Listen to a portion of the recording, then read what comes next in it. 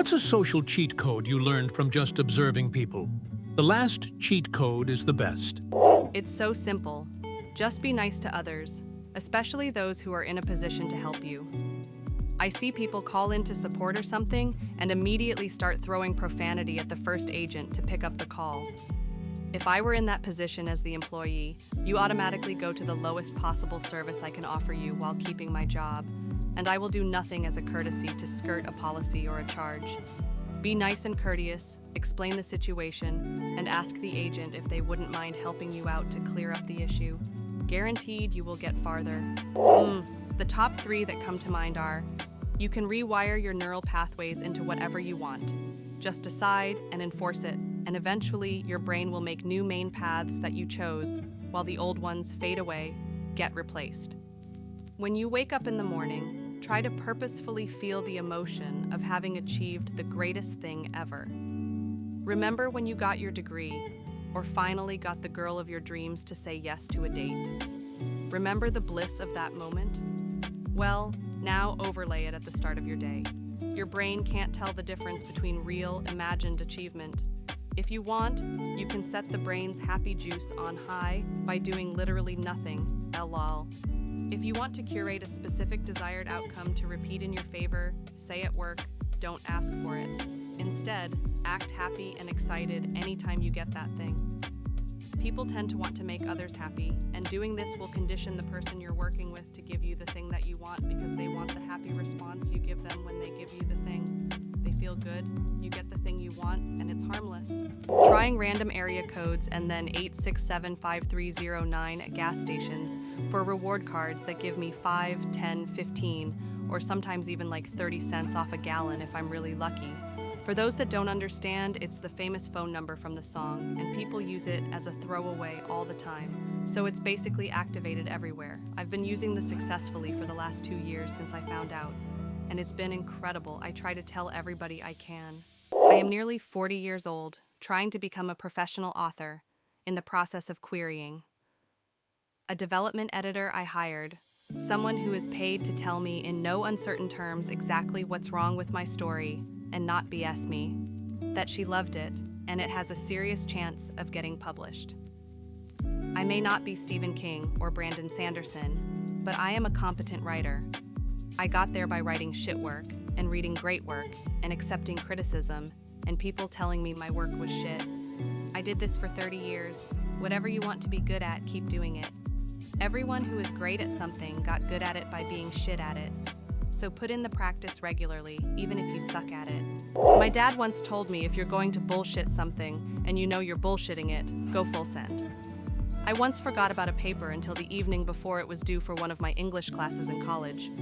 I wrote some shit about archetypes and a full, in-depth character analysis of Obi-Wan Kenobi and Darth Maul's love-hate relationship because I was power marathoning the Clone Wars animated series at the same time.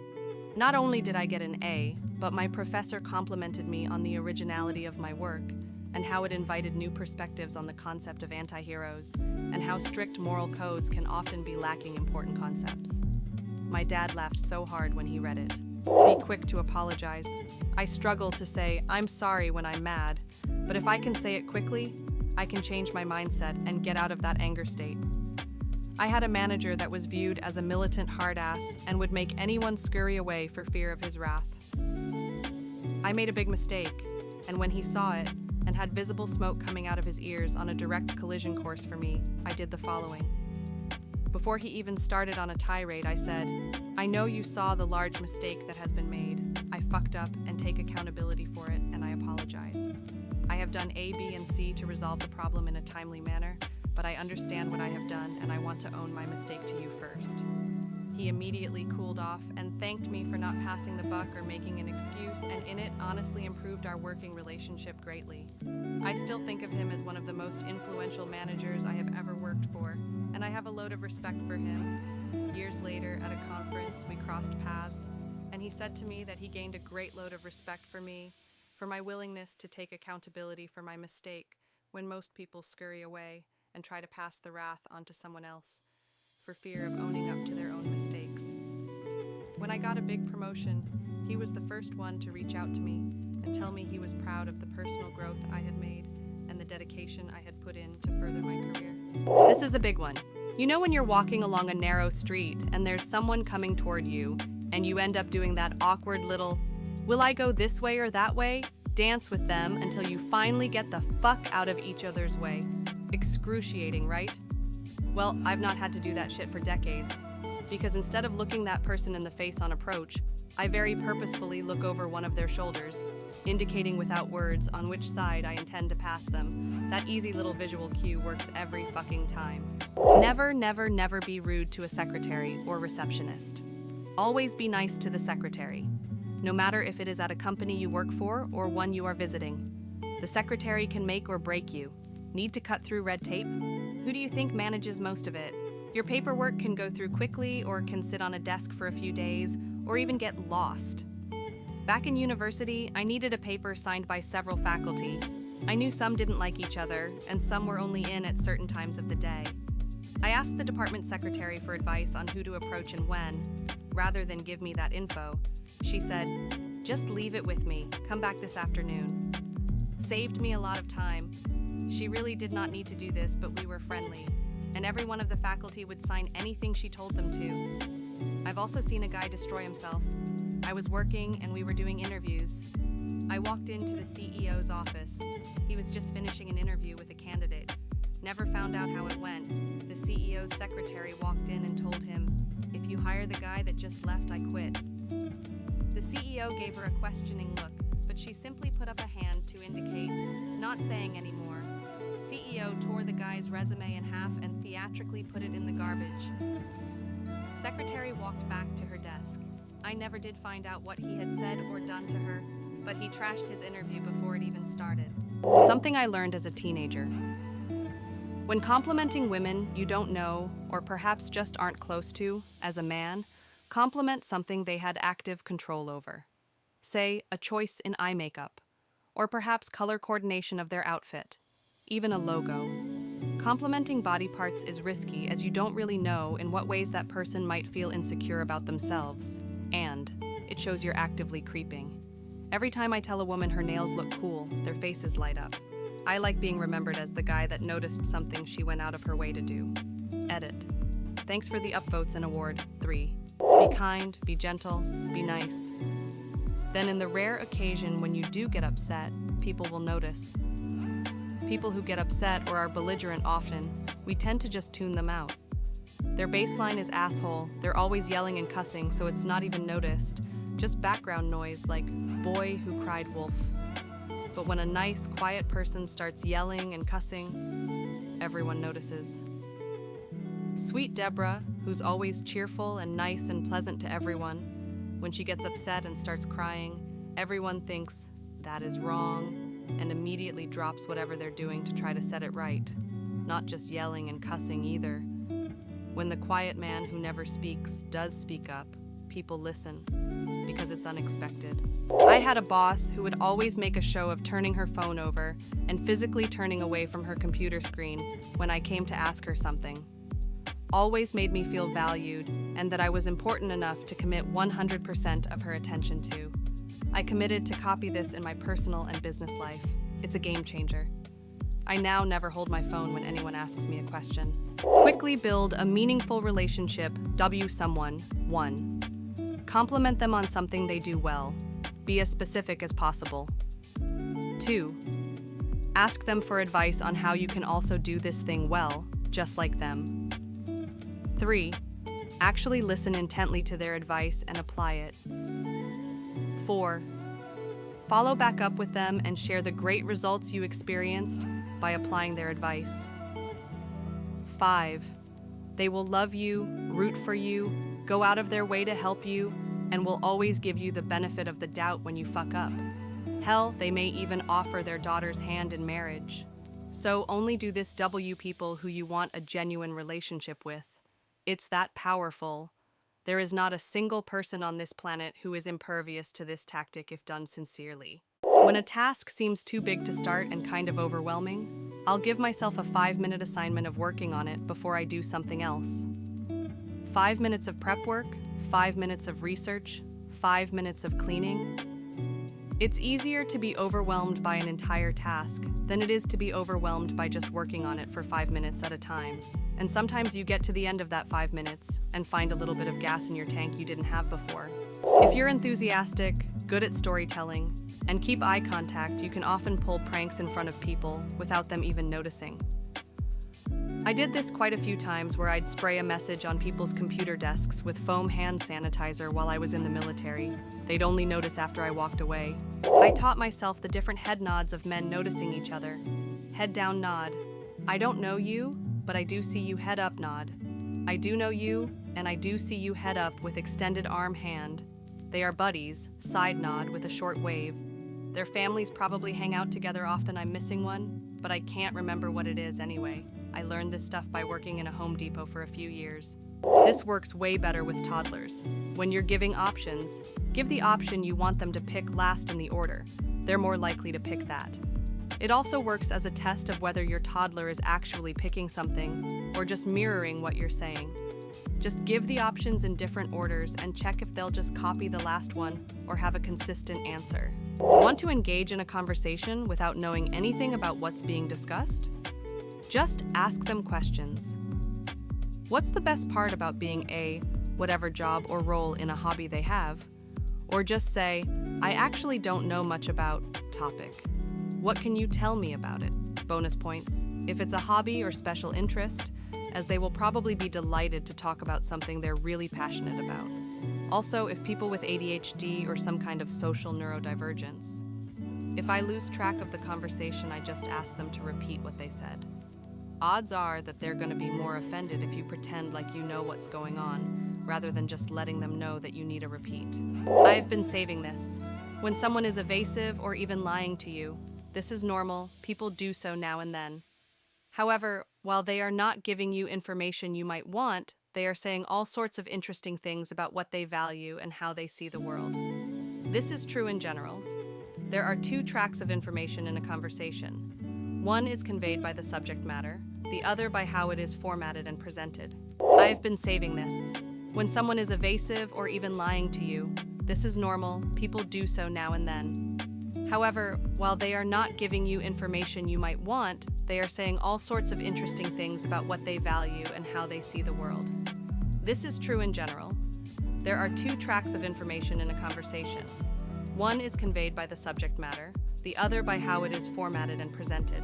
If you're addressing multiple people at once, acknowledge everyone in the group, be it by eye contact, hand gestures, etc. Don't leave anyone out. It helps with group cohesion. And it's just a nice thing to do. Who doesn't want to feel acknowledged and/or important? Oh, and if someone's trying to get a word in, always give them a chance to speak their mind. Otherwise, they'll feel left out and start getting frustrated.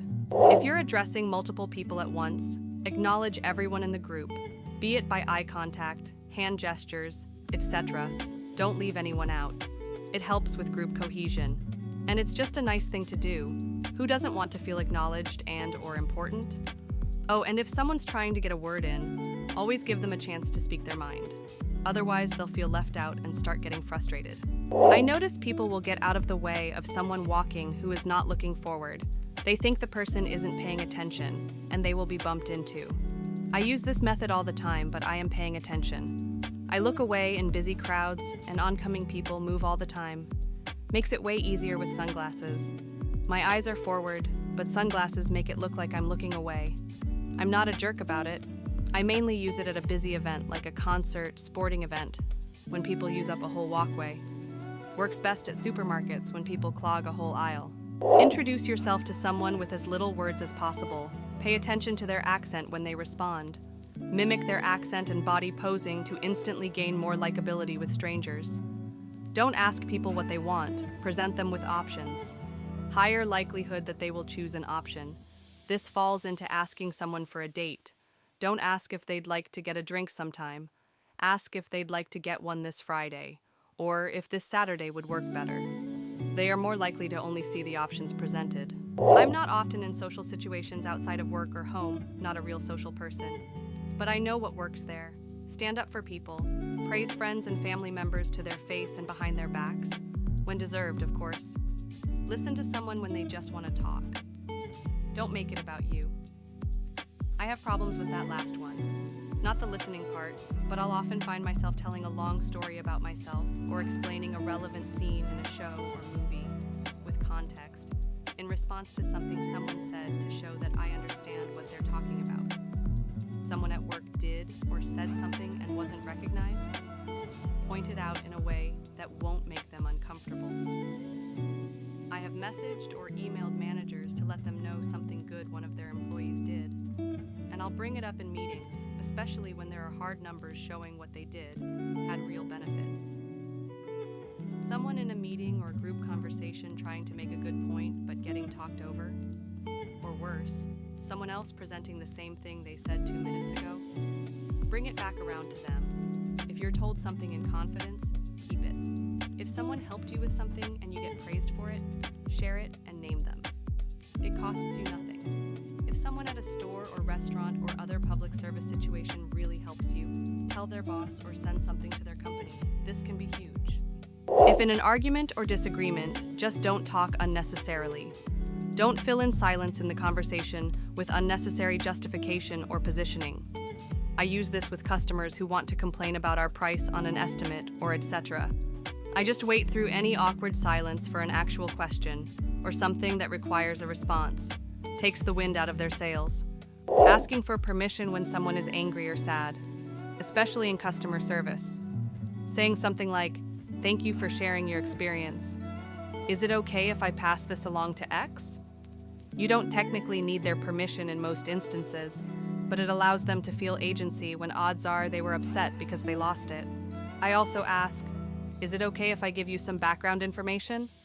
when I am about to tell them why XYZ happened. Sometimes I get a no, and that's fine. I respect it. But if the answer is yes, they are already setting themselves up to hear an explanation. Asking for permission where I can has de-escalated 99% of the issues that escalate to me. I'm a manager. If you want to maintain any relationship with someone you don't know very well, always acknowledge their presence when you see them around. This works a lot in school, and especially college, where classes aren't as social, so it's harder to make friends than in high school. Remember people's names? If you forget, then ask right away. Say their name when you see them around, even if it's just a wave and a hi.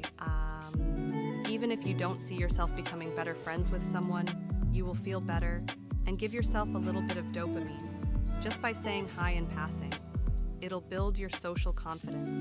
People always go to whatever has a queue because they think it's an endorsement.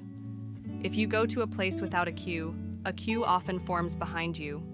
The queue isn't an endorsement most of the time, it's just herd behavior. I worked on a newspaper stand on weekends when I was young, and when there were 2 piles of one newspaper, one would usually run out quickly while the other was barely touched. But it wouldn't be the same pile every week. If you want people to like you, mirror their energy. If you want people to believe your story, have a part that makes you look bad. "I tutor orphans because I love helping" is less believable than, "So I was trying to win this girl over, so I started tutoring orphans. She wasn't that impressed. But I feel in love with it, so I kept doing it because it's very rewarding." You get the same result, but now they believe you. Compliment people. If you notice they just got a haircut, compliment it. If you're at a friend's house and you like how they've decorated, compliment it. If you're playing in a rec sports league and are impressed with the play of a teammate or opponent, compliment them. People like validation. If they have a recent tattoo, especially if it's very elaborate, ask them about it, or compliment it. Same with their manicure, hairstyle, or any controllable aspect of their self-presentation that looks like it took lots of time. I didn't learn this from observation, but I have used it successfully for starting conversations, creating rapport, or just brightening a person's day. Edited to emphasize self-presentation rather than appearance. I was high in a big crowd of people, and I noticed through eavesdropping on a group near me that it's true. You can massively improve your storytelling and presence in a group by eliminating "like" and and any other filler words from your sentences. Everyone was sharing stories, and the one person who used a lot of likes and lost interest from the group quickly. Pay attention to people in your life who tell good stories or command good presence. The more you use words that are non-descriptive or tentative, the more you seem unsure. Also, don't rush through it. Allow people to make comments.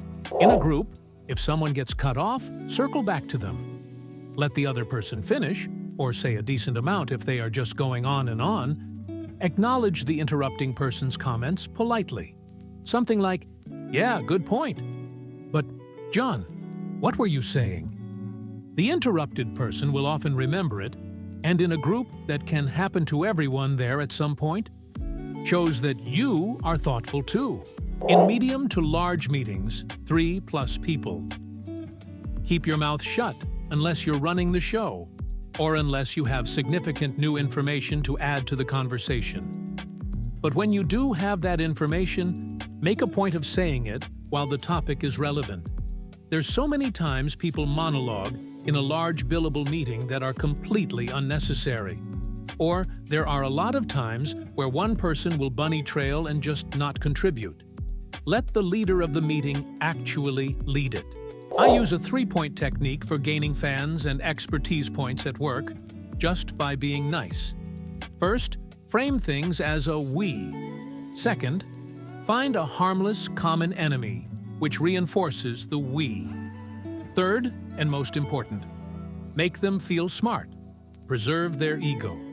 You'll find yourself being listened to and looked at as a good collaborator and/or leader quickly.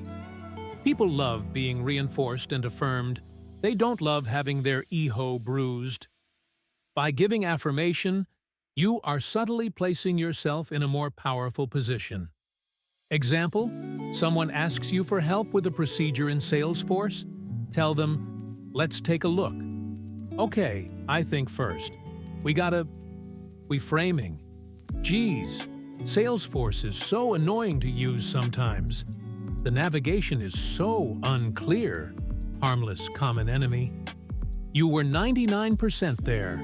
It was just this little thing that tangled up your progress. Honestly, this trips up so many people, etc. Reinforce that they're not a dummy for asking for help. People remember how you helped them, but mostly how you made them feel good about it. This reinforces your position. They will return to you for guidance. Tell others you are great at X, and over time you get a reputation for being competent, smart, and a go-to person, even if you're really not that advanced beyond the rest. Gain influence and social capital by making people feel good about themselves. Seems so obvious, but I see so many leaders fail because they dish out corrections and instructions in an ego-busting manner, which makes people avoid, resent them. Like 3 different people consider me their best friend. I have several more friends who have come to me with significant personal issues for support, even beyond those 3. I grew up in a loving home with both parents, and while we were poor until I was in high school, I never went to bed hungry. I've only been in one relationship which, while its end went poorly for me, everyone, her included, told me I did everything right. Simply put, I don't have a wealth of life experience and wisdom. I can't relate to their trauma. I'm not some insightful person. Literally, all I do is shut up and let people talk. And apparently, that makes me extremely likable. Say nice things about people behind their backs, as well as to their faces. Dropping in a casual, "That Mike, he's really considerate and patient," makes you look observant, positive, and interested in people. People will think better of you if you point out good things about others. It's the reverse of someone who always chats shit behind people's backs. You end up leaving those negative conversations thinking, "Ugh, I wonder what she says about ME behind my back," instead of, "I hope she talks about me like that behind my back."